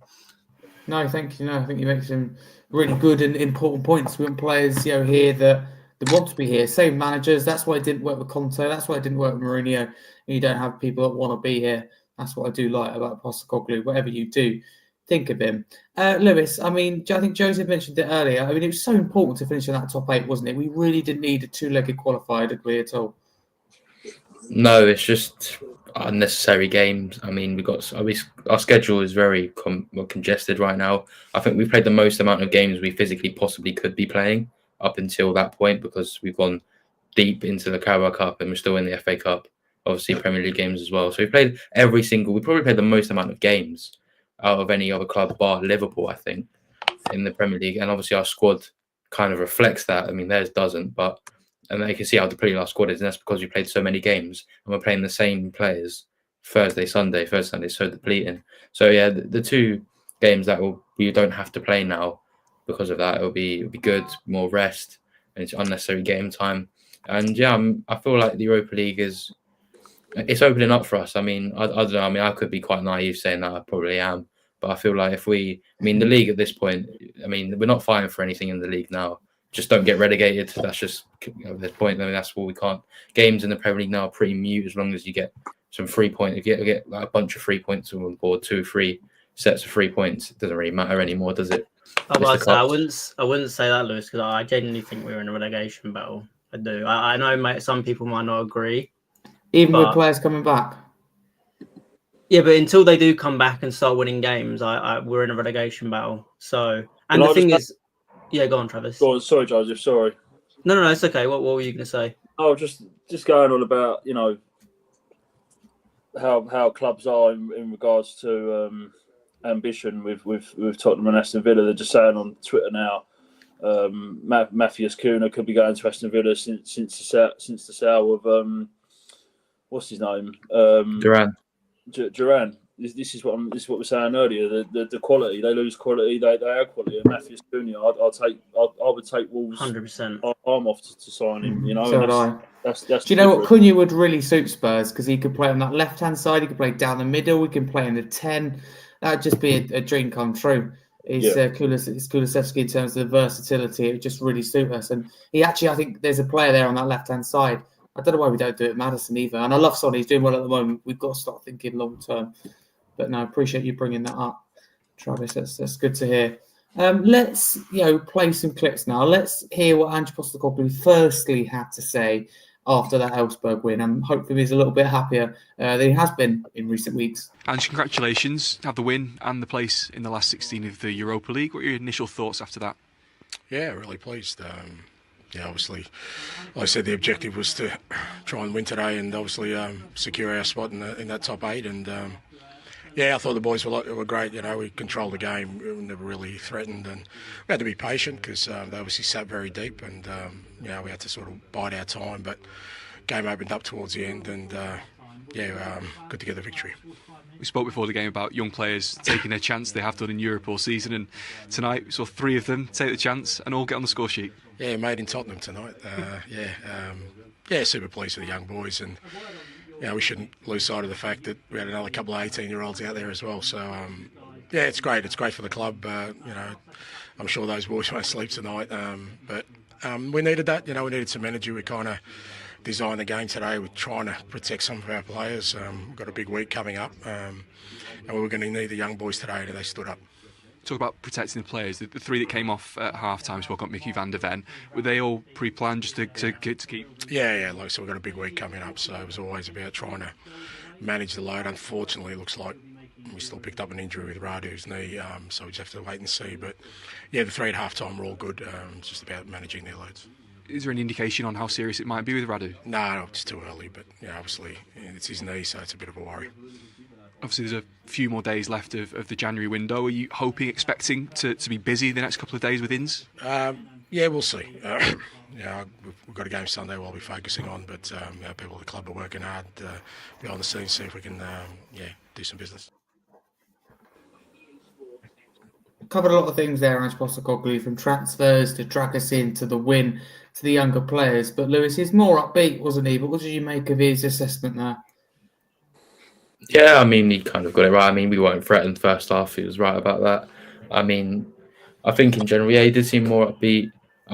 What I will say with the youngsters is that as much as I'm happy I am that they played well, I feel like it was a bit of a get out of jail for Ange there, maybe. If he didn't, they kind of saved his skin a little bit. I'm not trying to like bring negative energy towards that because I think they were all brilliant and I'm so happy for all of them. But I feel like it was a bit, I wouldn't say lucky, but obviously they just got him out of jail a little bit. But it would have been if we drew that game, it would have been a really, really sticky situation for Ange now. And it wouldn't have looked good, really. I'm still fully behind Ange, but it just would have been, maybe I'm naive thinking that, but I still want him to do well. I still think he can do well at this club. Youngsters saved him, but he got it right. He was but more upbeat. I think he was quite happy with the result, as he should be. But focus does turn to Sunday, as he said. With that comment for him at the end about Inns, he probably was told to say that, to be honest. I don't really know. There's not really much he can say about Inns. He's been clear, though, hasn't he, about wanting to bring... I think he's starting to become more clear in terms of the boys need help. I think we know what he means by that. Yeah, they do need help. I think Maddison said it in interviews, after the Everton loss. I think he said depleted squad. Kulusevski in interviews before the game said that issues are higher than the players themselves. The players and the manager are starting to maybe just indicate that the issues of the club don't necessarily rely on the players and the manager. They're starting to that they are getting neglected a little bit from the owners and the people on the board, which they are. And I don't know. He probably. For him, I don't know if he's what he gets told. Obviously about Inns. Obviously, I think in another interview he was asked about Matthias Tell. He said he can't comment on that. And then obviously, as we know tonight, he's not going to be coming. So that'll probably be a bit hot. But like for him, it'll be a bit disappointing because he was probably hoping that would have come off. So it is what it is, though. But yeah, and I handled the interview well, and I mean, I guess what we can say is focus turns to Sunday. It certainly does, but yeah, a lot more upbeat, and he did handle it a lot better. Let's now hear, though, from Ben Davies and Dane Scarlett following that win on the pitch, again, with TNT Sports. Ben, congratulations, a win and progress to the last 16 of the Europa League. What does that mean? Yeah, it was important just to get the job done tonight. I think we dominated the game from the start, but, you know, those games can be banana skins. The longer it's 0-0, you can feel the anxiety around the place, and it just builds, but thankfully...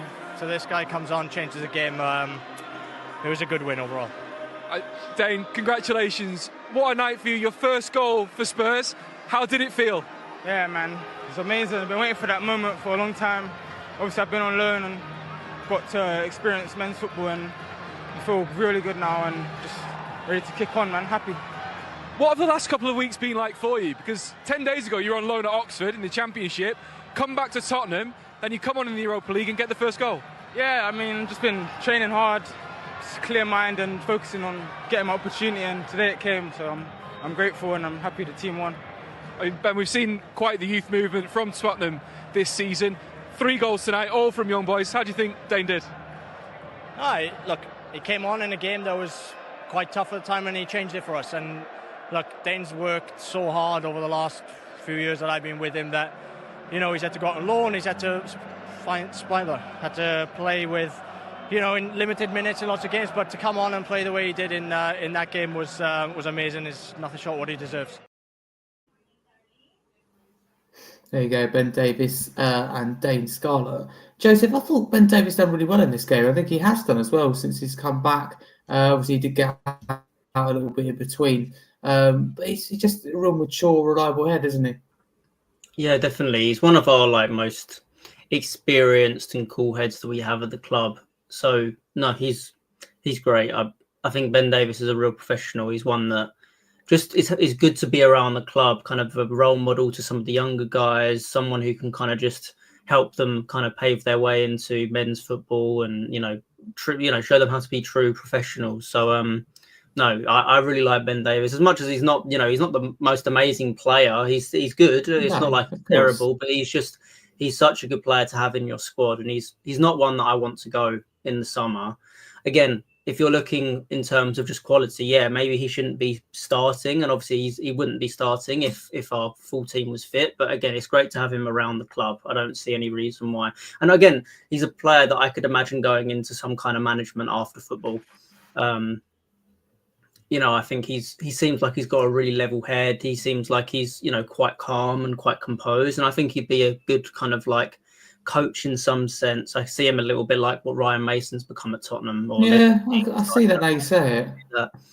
One other thing I thought I'd mention, I don't know if anyone saw, but Robbie Keane's the manager of Ferencváros, the Hungarian team that we play. Of course he is. And he's just started, and obviously they qualified for the next round. So just something to kind of, he started his managerial career. You never know. He could be a future Tottenham manager. You never know. No, you never know. You have to keep your eyes out for that one. Travis, I thought Scarlett spoke well on that. He talked about Oxford that really helped him getting to play men's football. Can he be our next Harry Kane? I don't want to start putting pressure on him. Yeah, all 3 of them, very level-headed, grown-up, mature, professional footballers is probably the best way to put it. I think Dane Scarlett, I think he can, I think he can really hit the road running. They all can, they're all hungry, their desire, their ambition to what they want to be at the club. Obviously, as Ben Davies said, it's been frustrating for Dane Scarlett. He's been on loan at Portsmouth, he's been on loan at Oxford United. So yeah, he has played in a different league, and to come on and score the goal in the Europa League match, he's massive. So yeah, I'm really excited to see what comes for them boys, and hopefully get some more minutes and excel their career at Spurs. 100%, and that wraps us up for Elfsborg. We'll move on to Brentford next. Before we do, Travis, obviously you stayed a lot longer than you said, so really appreciate you giving us your time this evening. Where can people find you across social media? Yeah, you can find me on Twitter at officialcaster, or I am also on LinkedIn if anyone's on there. I do a lot of my mental health work on there, so hit me up on there. It's a good platform to use. It's a lot better than Facebook and other social media platforms nowadays. There's a lot more positive, mature, grown-up comments put on there. Is probably the best way to put it on a live podcast. But yeah, hit me up on there. Absolutely great to be back on tonight, Harry. I've absolutely loved being part of these podcasts. Love being a regular on there. And just meeting some great guests. Joesph, again, as I said earlier, fantastic work on your stream the other night. That was absolutely brilliant. And Lois, always great to talk to you as well. So yeah, thanks very much for having me on. Looking forward to the next Have one. a great evening. Keep up your great work as well. That mental health awareness. Thank you. All the best. Always welcome. See you later. Bye-bye. Thank you very much. And now it's us three to preview Brentford. Sorry to put you through it for a little bit longer. Let's hope it'll be worth it discussing a good result. But is Brentford away for Spurs this weekend? Let's kick it off by getting Brentford's fans' thoughts. Something we occasionally do. Decided to do for this game. Obviously, it's a lot harder when it comes to Europe. These teams that we've never heard of, it's hard to find fans and the content creators that deliver the content. When it comes to Premier League, it is that little bit easier. So I really appreciate the Brentford Hive for sending in his thoughts. Over 6k followers on X. Nice growing YouTube channel as well. Really nice guys. So let's hear what he had to say from a Brentford perspective ahead of our game this weekend against them. Harry has asked me for my pre-match thoughts ahead of the Brentford versus Spurs game, and honestly, from a Brentford point of view, I'm quite looking forward to this match. I'm looking at Spurs' injury list, I'm looking at our home form this season, I'm looking at the fact you obviously played last night, a few of your players that played last night are going to also play on Sunday, and all these things added up means that I think Brentford are hopefully going to have a good win on Sunday. But obviously Spurs this season, big talking points have been injuries. I read a stat the other day that I think you guys have got less points this season than you did in the first 10 games of last season, which really shows, because those first 10 games under Ange, Spurs looked really, really good. I think you were top of the league and game week 10, and then obviously the wheels kind of fell apart. But this season, you've had a lot of injury problems. You've had some great games, of course, glimpses of quality, the City game, the 4-0, beating Liverpool in the Carabao Cup. So there have been some really good points, but also some obviously negative points, losing to Ipswich, losing to Leicester, these type of games where you shouldn't really be losing these matches, but you have. So overall, I think it's been a pretty mixed season for Spurs, and obviously lower mid-table now in the Premier League is not where Spurs really should be for a club of their stature. As for Brentford, if you haven't been watching us this season, Mikael Damsgaard, Nathan Collins, Brian Mbeumo and Johan Visser have been the 4 standout players. There have obviously been other players such as Keane Lewis Potter has stepped up at left back. Norgard's always been consistently good, and obviously Stecken in goal has made a lot of really good saves, but those 4 in particular have been really, really good. Johan Visser and Brian Mbeumo get a lot of praise, so I'm going to leave them to the side for a minute and talk about the other 2 who don't really get spoken about enough, Mikael Damsgaard and Nathan Collins. Collins this season has been a rock in that defence. He's made a couple of mistakes. I think the game against either Ipswich or Wolves he made a mistake, but other than that he's been pretty much faultless and really stepped up with some excellent tackles and really helped us when we've needed him defensively. And then Mikael Damsgaard, in a couple of years' time, Mikael Damsgaard is going to be that player where even if you don't support Brentford, or even if we're going for a tough patch of form, you come to the G-Tech to watch him play because he's such a good player.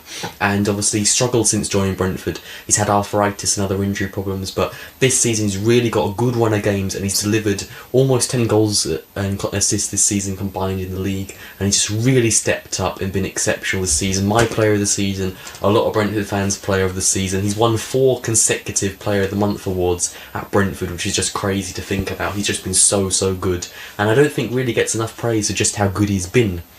In terms of my predicted lineup, pretty much going to be the same lineup against Palace. The only difference is that obviously Roerslev has left the club now, he's gone out on loan. Most likely our new signing Michael Keode will start that game at right back, so I'll be really looking forward to see how he does in the game. And finally, my match prediction, I'm going to go 3-2 to Brentford. The 2 entertainers of the Premier League, Spurs and Brentford, come up against each other.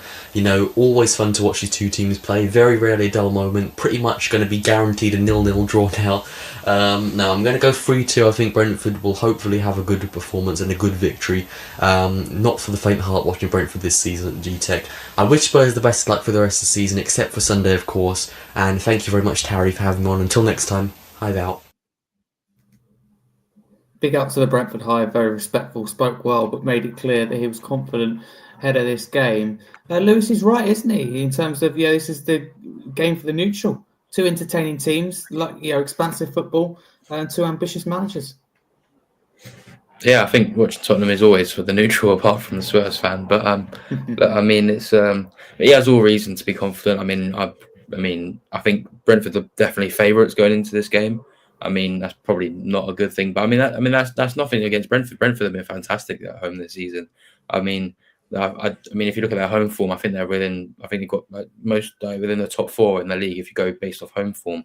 So I feel like they have all reason to be positive going into this game. They're definitely. They nearly held off Liverpool until about the 90th minute.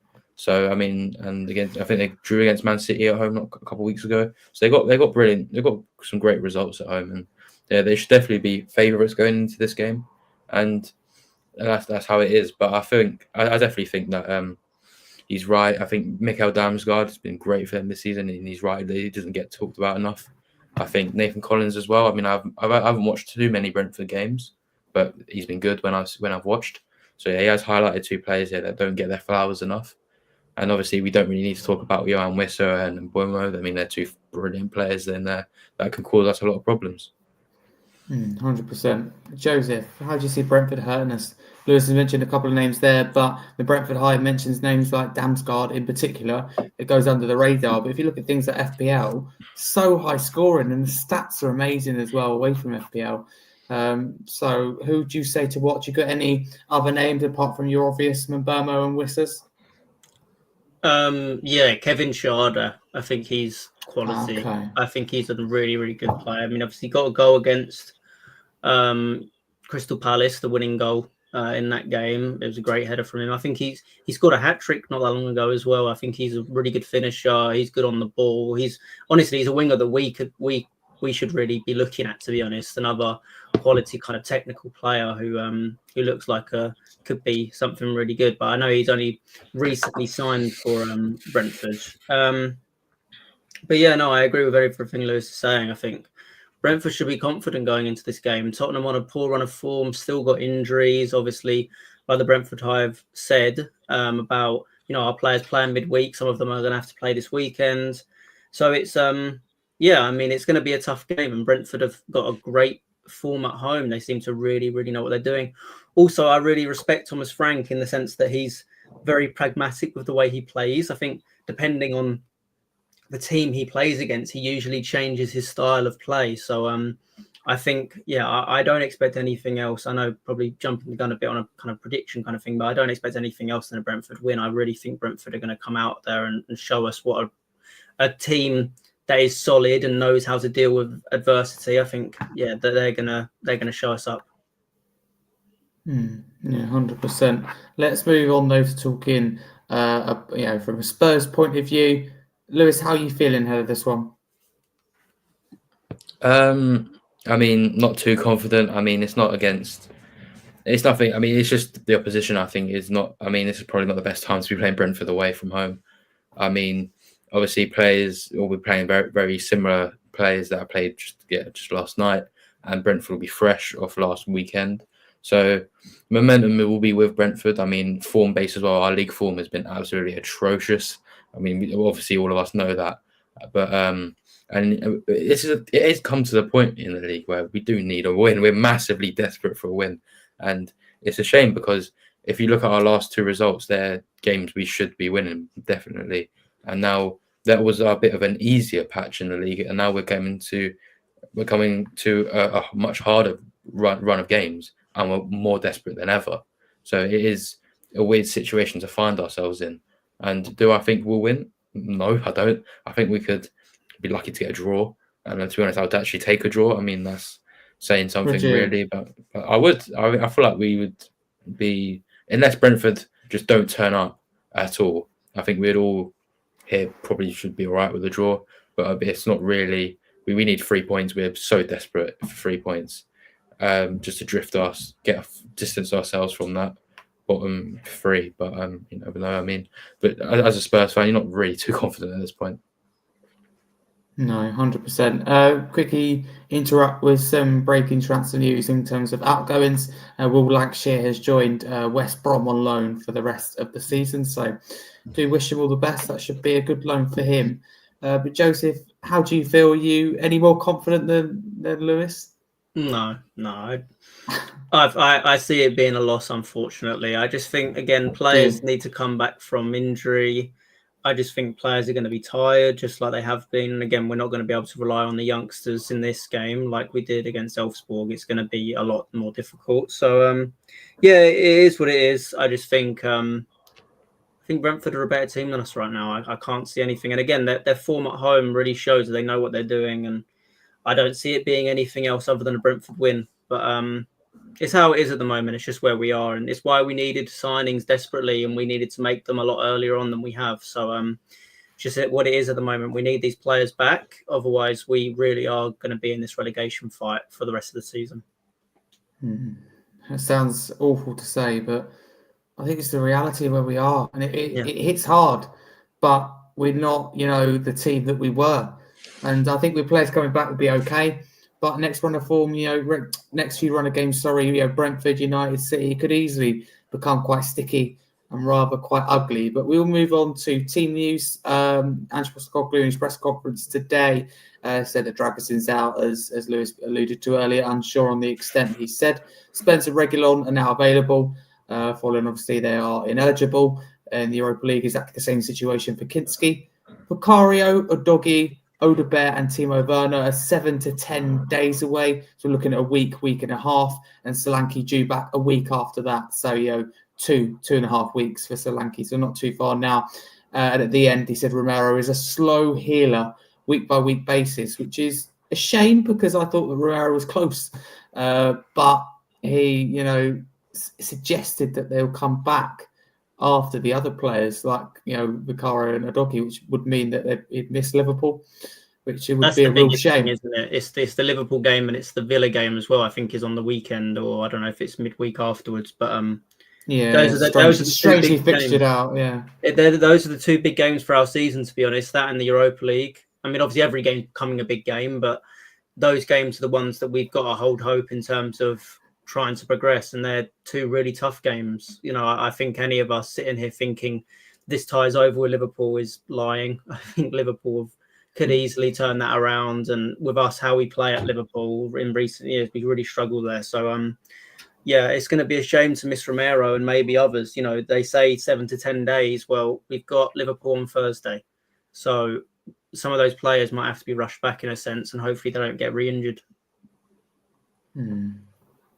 Yeah, that'd be, again, catastrophic. I used that word a couple of times tonight, but I really think it would be. I don't know if there's much truth in this one quickly, but apparently the Daily Mail was saying that we have made inquiries about Alejandro Garnacho. He won't leave United. Amram, very complimentary. I listened to his press conference, actually, very complimentary of him today. Garnacho loves United, so I can't see that happening. But you never know. Neither could I, but apparently just from the Daily Mail saying, I don't know if there's much truth in it. Not sure until we hear it from the big sources. But we'll have to see. We'll have to see what happens. You just never know. The world of football with Spurs call you those surprises, don't they? But Lewis, what would your lineup be with what we've got available to juggle with? I'd probably have to be quite similar to what we've seen in other Premier League games. It'd have to be Kinski in goal. I feel like he's played quite well. Most of the goals he's conceded haven't really been his fault, and he's been fine. I mean, he can play there. I mean, Brandon Austin, obviously. I mean, didn't have much to do yesterday, but obviously noteworthy clean sheet there. Didn't really have too much, but it's still nice for him to get that. I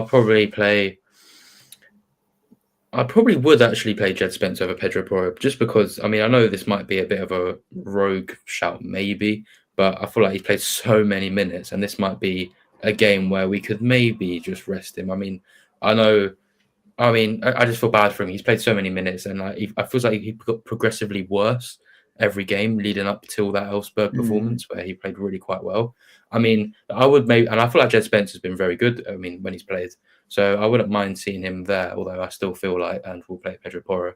I'll then play Archie Gray and Mickey van der Ven together as the two centre back pairing. that would progressively put Ben Davies out on the left. I feel like he might maybe struggle a little bit, but I feel like he could maybe handle that.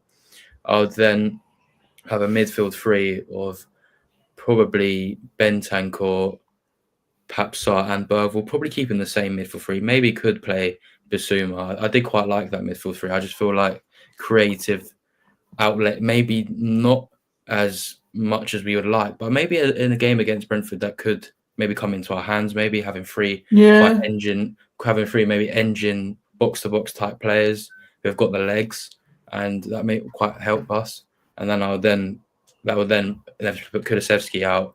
I'll then play Kulusevski, Richarlison, and Son. I wouldn't mind seeing Mikey more in this game, but I think it's pretty inevitable that is the front three.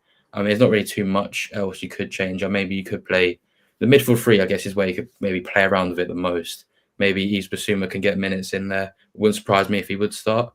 I mean, I feel like the whole midfield three and Bissouma that played on against Elfsborg were all pretty good. I mean, they played their part. They were not nothing noteworthy, just adequate, I guess you could say, about their performance. It was good enough. I mean, you could play around with it all you like. I mean, Bissouma hasn't started for a while. You could maybe get him to start. But I mean, I think by far one player that needs to start out of all three, I would pick is Bentancur. I think he's fantastic. I think he's by far our best midfielder.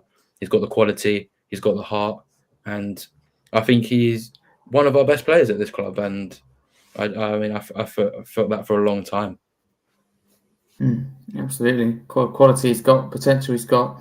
I think a different level. Joesph, what would be your team? Similar to what Joesph has just. Joesph, we're meant to say, Joesph, is your team similar to what Lewis just said there? It might be a little bit different. Obviously, Kinski would start in net. Right back, I agree. I think Jed Spence, it would be good for him to play and allow Porro to have a rest. But again, I don't know if that will happen. I imagine Porro will play. Then I'd probably have Van der Ven and Davis in the middle, and maybe Archie Gray at left back. I don't know. It's interchangeable, I guess, with Davis at that left back and then Archie Gray in the middle. I don't know.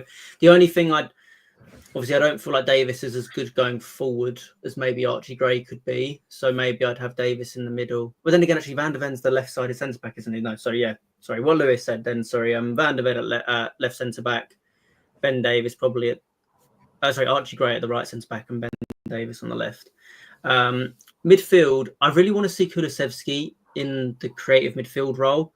As much as I do probably agree what Lewis is saying, I think he'll start on the right. I would really like Kulusevski in the middle because I think he's so much better there. He is honestly our best player, and he can completely take over a game. Exactly, and he completely takes over a game when he's in the middle of the pitch. When he's on the right, he's a bit more isolated. He doesn't get the chance to really do that. So I think I would love to see Mikey Moore playing on the right, maybe Son on the left and Charleston up front. And then you have Kulusevski in the middle with, maybe Bissouma or Bentancur or Sarr. I don't know, whichever kind of... I don't mind any of those, or Bergvall. But then again, Bergvall could have a rest. He's played so much football recently. I think he deserves a rest. So, yeah, I really hope Kulusevski plays through the middle, but he probably won't. He'll probably play on that right. So, yeah, that would be my team for the game. But again, I still don't expect too much from it. No, we've got a little bit more to juggle with, though. Players coming back. Obviously, they're available, weren't available in the Europa League, and also the younger players. Send out a message loud and clear to Postecoglou. Yeah, we're here, we're ready. So it's got a little bit to play with. I doubt we'll sign anyone by then. Even that, I don't know whether they'll be eligible to play by then. But watch this space. We'll check it out. But before we wrap up for tonight, where of time, let's go through score predictions. I'm going to kick it off. I very rarely give my score prediction, but I will in this game. I think it's going to be entertaining. I think it has goals written all over it. If you'd asked me a few days ago before that win against Elfsborg, I probably would have said we lost this. I feel a little bit more confident now, and I think that we could go on a nice little run, but I don't think we'll win this game. So I'm going 2-2 for me. Lewis, what do you reckon? I do agree that we could maybe piece together a little run. I just don't know. I feel like our players' heads would have risen a bit after that game. I feel like maybe our players could sense a turning point here. I feel like heads would have dropped the last few weeks leading up until that win yesterday, though. I feel like momentum could maybe shift. I just feel like if we played maybe a team around where we were at home, maybe if we could replay this Leicester game now, I feel like we would go out and win. It's just a bit of a shame how fixtures work. Obviously, I'm just speaking hypothetically. It's just a shame that I feel this Brentford game has come at the exact wrong time, really. But I think we'll lose. Unfortunately, I could see a 2-1 loss, I think. 2-1 loss for you, yeah. I can certainly see it. Brentford's home form's really good, but I'd give us a chance with our attacking quality. Joesph, are you going for a loss as well? Yeah, I think a 2-1 loss is what I expect to happen. Maybe 3. I don't trust our defense, to be honest. I just think we leak so many goals, we ship so many goals, and I don't see us keeping Brentford out. They've got great attackers, and they've scored a lot of goals this season, especially at home. So they could easily get 2 or 3 past us. And the other thing as well, as much as obviously I am happy about the Elfsborg game and how it played, we weren't winning until those youngsters came on and made an impact. And that's a bit worrying because Elfsborg aren't a great side, and we should be kind of, we should have been pushing past them straight away from the word go, and we didn't. So I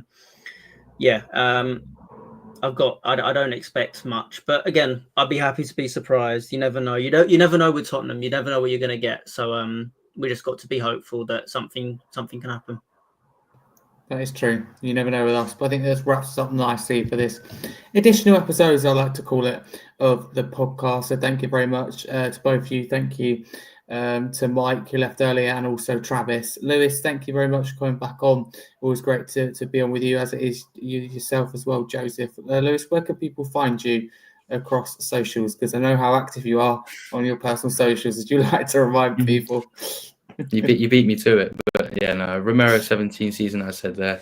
I mean, I did tweet yesterday. I did say that the academy was very good. So there's your monthly tweet that you'll get out of me. So it came right at the end of the month, maybe 30th of February. You'll get that one again. But Romero 17 season on X. But I keep saying that the best page to be following is Scarfe Spurs Talk. Brilliant to be part of it. Some great shows, which I'm sometimes a part of. But they're absolutely fantastic when I'm not part of them as well. Joesph supposed to be doing some work on the page as well. Very good to see. And I feel like, because I said this at the start of the year, I feel like it could be a big year for us. And I feel like the first month is down, and I feel like we've done pretty well. Yeah, absolutely. A lot more content. Obviously, Joesph, an addition with the spaces, that's gone down superbly well. But I want to thank both of you.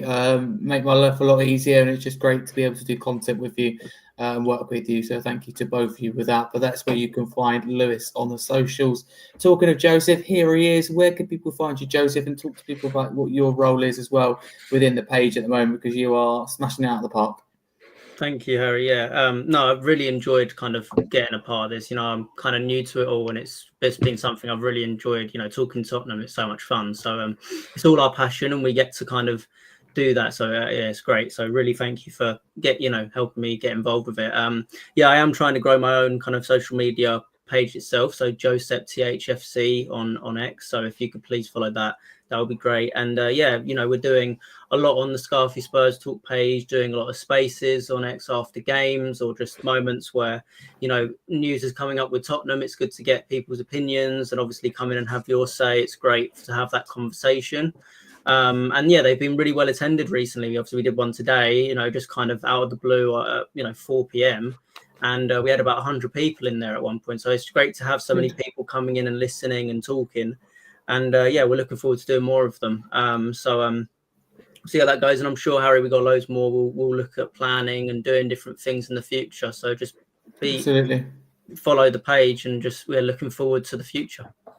We certainly are, 100%. And with Spurs, as you say, it's always a roller coaster ride, but a privilege to do the content. But thank you to anyone who's watched, tuned in, listened, whether it be morning, evening, afternoon, you name it, wherever and however you've listened. If you are listening via podcast platforms, that's your audio. You do get as well, if you listen, I think, on Spotify and Amazon Music, I think it is, you do get the footage as well as the audio. But if you are listening on a podcast platform there, do drop us a follow and a 5-star review. A lot of you do now. The growing numbers with that. That's one thing that has really increased with this year. If I had to pick up one thing, is the people listening via audio. So we do really appreciate you. A lot of you listening all the way through as well. And some of these are long, and you have to listen to me waffle. So we do really appreciate that. I'm sure that can't be easy at times. But if you are listening live on YouTube, please do smash the subscribe button. That's probably one of the slower growing ones, but it's always great though to create content, and it is slowly growing. That's all that matters as well, that you guys enjoy the content. We all enjoy doing it as well. So if you can do that, and if you're listening on a podcast platform, head over to YouTube and do smash the subscribe button, because there's a little bit more content on there, match previews, match reactions, England and Premier League content, which you might enjoy as well as listening via audio.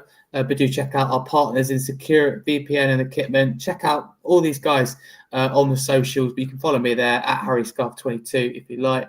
Most recently as well, regular for Chris Cowlin's Spurs Chat podcast. That's an honour to help out there, along with the likes of Spurs Kings TV. So a lot of good Spurs channels out there, but we appreciate it if you can get involved. Both these guys doing fantastic things for the page. So we do really appreciate as well all our loyal listeners, followers, you name it. That's enough of me waffling. For now, a massive come on you Spurs. Thank you for tuning in. Next time you hear from me, hopefully it'll be discussing the win.